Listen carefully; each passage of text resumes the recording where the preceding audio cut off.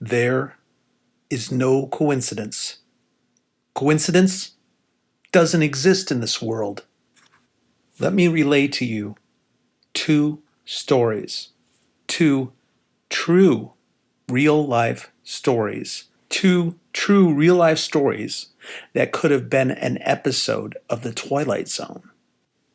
These stories have a great shock ending, but unlike the Twilight Zone episodes, have a wonderful ending. Our first story begins with Stasha Kelly.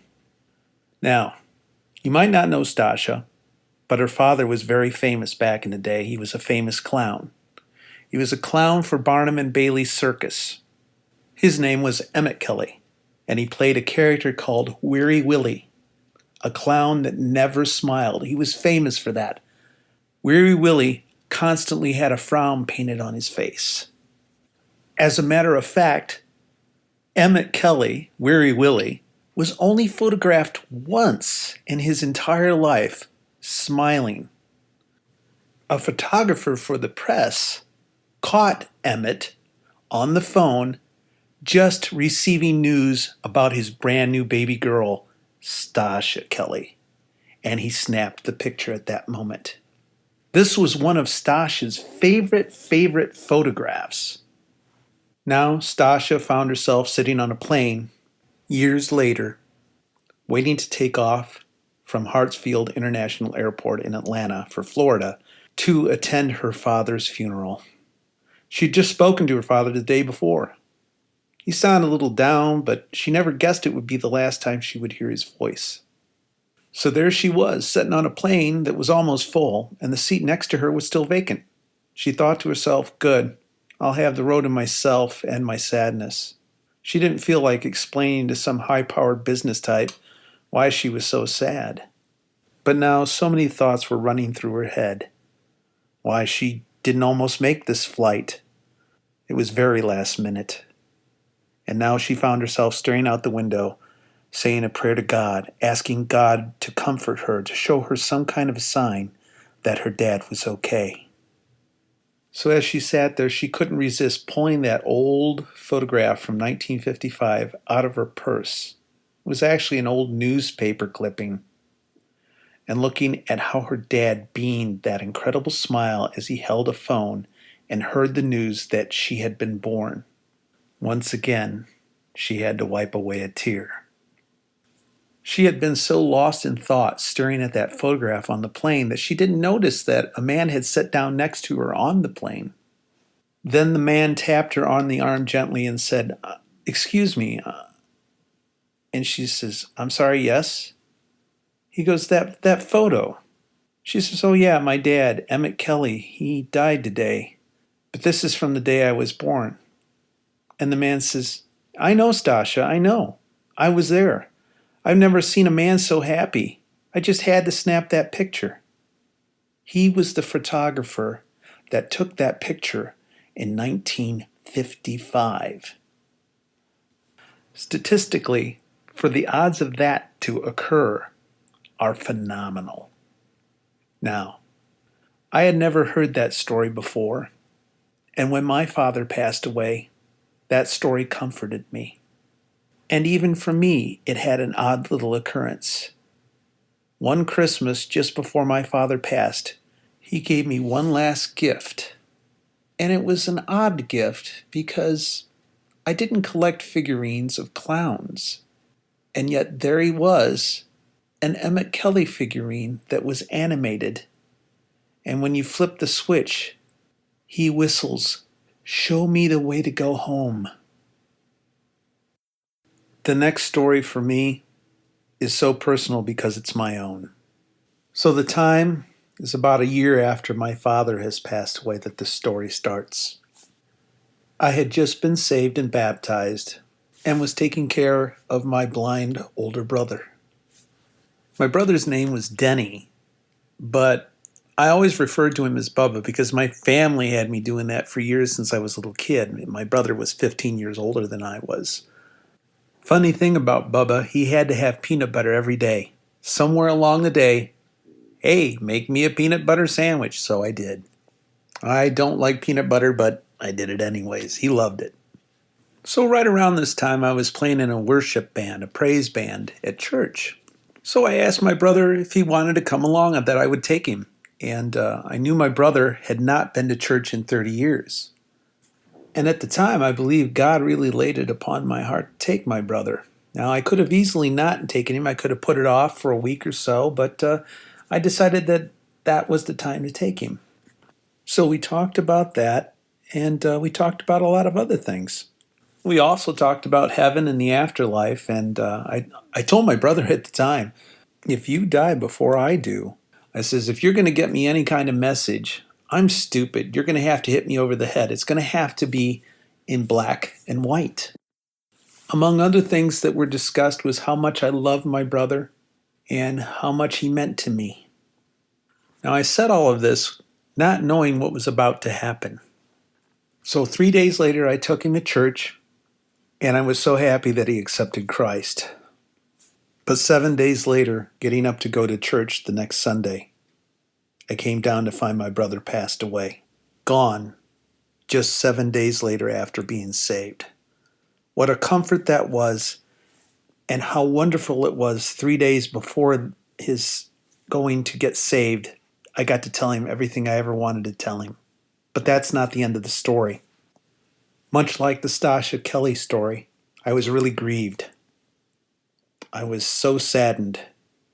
But yet I was glad that he was saved. That was some comfort. But once again, like Stasha Kelly, I was praying to God, let me know, please let me know he's okay. And in God's inevitable fashion, he did something quite amazing. 3 days later, when I went into work after my brother's passing, 3 days later, I receive a most remarkable message that I will never forget and nobody can ever take away from me. A student walks in and I accidentally call him Bubba, and I just chalk it off to I'm just emotionally distraught over my brother's passing. So the student comes in and sits down, and he starts sniffing. I'm thinking, oh, the child's got a cold. I better back up and get away from him. I said, Mason, buddy, are you okay? And he says, oh, I smell something in here. He goes, it smells like a peanut butter factory in here. I thought that was strange because of my brother's love for peanut butter. I had just called the student Bubba, and there he was smelling peanut butter. Now, I couldn't smell it, but he did. And it wasn't like he just said it once. He kept saying it over and over, and I had to actually say, Mason, I got the idea. It smells like peanut butter to you in here. I says, I'm sorry, Mason, I don't know where it's coming from. But that's not the end of it. So he has no clue that my brother has just passed. He doesn't even have a clue who I have in my family. He knows nothing about my story. So I said, okay, Mason, let's get started with the lesson. He goes, oh, I have something from my older brother. He wants me to play this song. And I said, oh, okay. Well, let's take it out and have a look at it. So he puts this piece of sheet music up on the piano. And the title of the song, there are no lyrics to the song, it's just a title. Nothing else on the page. But at the top of the page it says, Still Alive. Now, I went across the room and turned my back to Mason because I was about ready to cry. I could not believe it. 3 days before I took my brother to church, I told him if he ever had to get me a message through Jesus or however he could get it to me, I was stupid and I had to have it in black and white. The photograph you see there is actually of my student because I took that picture because at the time my sister had flown back home 3,000 miles away and I knew she would not believe it. I had to share that with her. And this is why my particular channel is called There Is No Coincidence. This is just one of many ways that God speaks to us through the power of coincidence. But did you know this? There is no such word as coincidence in the Hebrew language. When I talk of a word not existing in Hebrew, I mean in the Torah, using the Hebrew that God gave us. Modern Hebrew has all sorts of words that God never used in Scripture. There is nothing coincidental about God's plans for our lives. The Bible assures us that not even a tiny sparrow falls to the ground apart from the will of God. That's in Matthew 10:29. And there, my friends, is another coincidence, because I see 111 all the time, okay? And if you take Matthew 10:29, well, there's a 1, a 0, and then 29. 2 plus 9. 2 plus 9 is 11. So still, there's a 111 there. So he even knows how many hairs on our heads are numbered. That kind of attention to detail does not describe a God who leaves things up to chance. That kind of attention to every minute detail is not a God of coincidence. It's a plan. Every single thing that happens is all somehow a part of God's master plan. And the scripture that so brilliantly shows you the difference between Satan's plan and God's plan is John 10, verse 10. The thief comes only to steal, kill, and destroy, which is Satan's plan. And God's plan is, but I have come that you might have life and have it more abundantly. Once again, 10:10, 10:10. There's another 11 for you. So still sticking with the idea of God's plan, let's go to another scripture. Jeremiah 29, verse 11. For I know the plans I have for you, declares the Lord. Plans to prosper you and not harm you. Plans to give you hope and a future.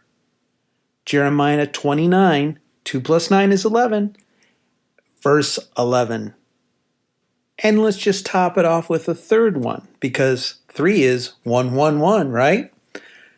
1 Corinthians 2, verse 9. So 2 plus 9, 11. Quote, it is written, eye has not seen, nor ear heard, neither has it entered into the heart of man the things which God hath prepared for them that love him. Or how about the most amazing thing of all?